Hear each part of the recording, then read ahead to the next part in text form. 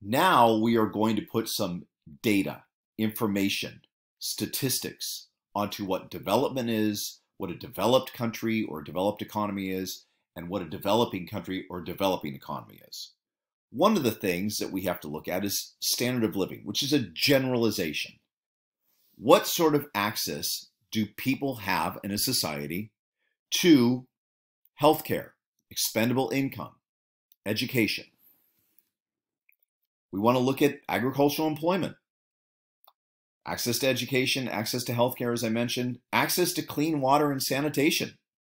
Probably don't have to think that much about that usually, but many people do. Access to calories, and access to information and knowledge. We're going to use maps to do this. It's geography after all. Here's the first set of maps. Share of the labor force employed in agriculture in 1991 on the left side, and in 2019 on the right-hand side. Now look, not all the maps are going to be absolutely right up to date in this moment, but it gives you an idea. Take a look at those maps. The darker the purple is, the higher the percentage of people employed in agriculture. In other words, the primary sector of the economy. Take a look at the map on the left-hand side, then let your eyes move over to the right-hand side and see how things changed over that period of time. Notice with the red arrows that in Latin America, South America in particular, but in Latin America in general, the number of people clearly went down in most countries. And if you look at East Asia, it clearly went down also. That means people were transitioning out of agriculture and into other forms of employment. But look at Africa. You can see there has not been massive change there. Still very high percentage of people engaged in agriculture. This is the farmland per tractor. So what that means is this: the amount of farmland that's being plowed per tractor in a society. So this tells you how many tractors are being used on the landscape. The darker the color is, the more tractors, the lighter the color, the less tractors. And this is per hectare. 1 hectare equals 2.47 acres, and 1 acre is 43,560 feet in it, square feet in it. So if you look, you can see that the United States, clearly, Europe, even Egypt, Chile, Uruguay, all these places are using a lot of technology. Whereas in Central Africa and some places in Southeast Asia, and of course Afghanistan, not a lot of technology being employed in the agricultural sector. Take a look at this. Share of labor force employed in agriculture. And this is for each of the major regions on the planet. Now, notice that generally it is going down overall, but still there are a lot of places that still do not use a lot of technology, and that shows up because lots of people are used in the agricultural sector. Look especially Sub-Saharan Africa, South Asia, East Asia, and the Pacific. Share of the labor force working in agriculture.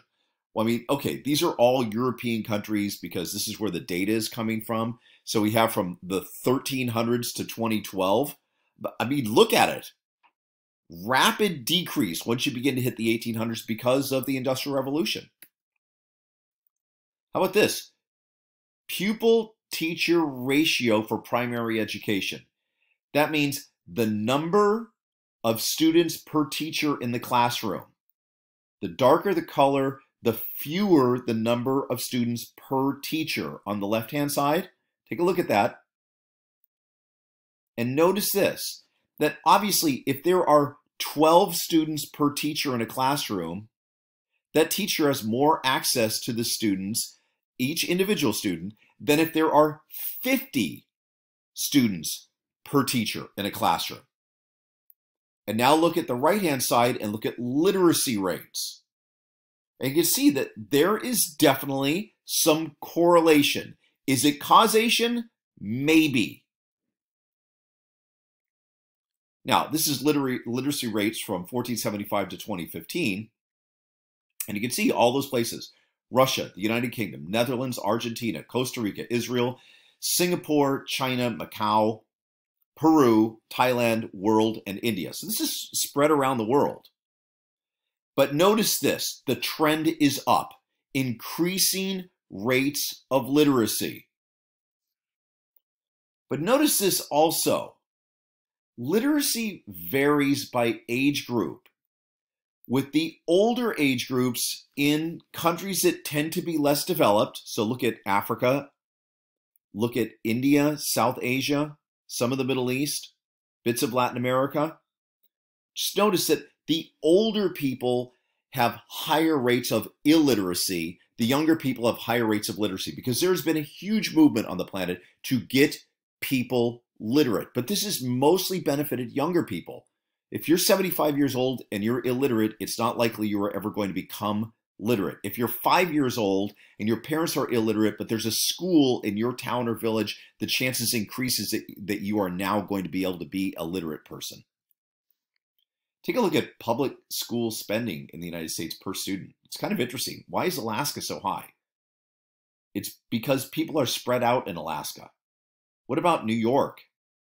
Well, New York City is expensive. That's why. New Jersey, same thing. Then look at Utah. Not very high. Does that in some way correlate to education levels? I don't know if we can make that decision exactly, honestly. How about this? Medical doctors per 1,000 people in 1960, medical doctors per 1,000 people in 2018. This is access to healthcare. And notice on both maps that Central Africa remains low. You know, in the United States, we've gone up. Canada, gone up. Europe, gone up. Latin America, gone up.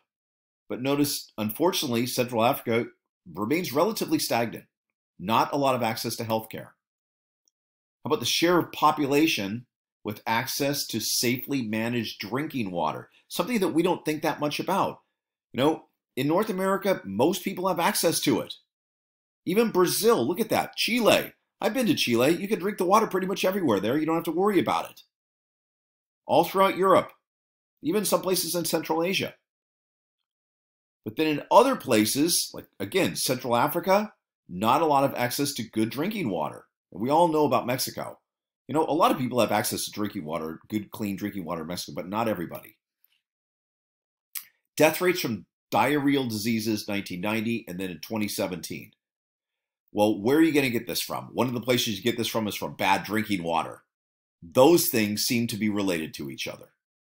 And if you look, again, Central Africa, in both cases, it's getting better, but it's not great.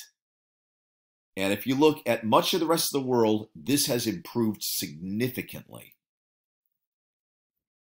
Okay, look at that. In Latin America and across North Africa and into Asia. Yes, India is still a problem, for sure. But much of that area has gotten away from people dying from diarrheal diseases, which ties directly to unsafe sanitation. And notice the map again. The darker the color on that map, the more likely that you have unsafe sanitation. The lighter the color, the more likely that you have safer sanitation. And you can see the way the world has transitioned towards better sanitation. How about corruption index? This is crazy, right? This is how corrupt your society is. How likely it is that you have to give bribes to get everything done. You know, is your society transparent or not? Do people who commit, especially white-collar crimes, do they get away with it or do they go to jail? I mean, look at our country in the United States. It's not perfect. Canada, pretty good. Scandinavian countries, pretty good. You know, but big chunks of the world, lots of corruption going on. Share of deaths attributed to obesity, 1990 and then 2017. Well, notice how this has gone up. And notice where Mexico went. Crazy, right? I mean, we know we've gone up in the United States, but Mexico, how about that?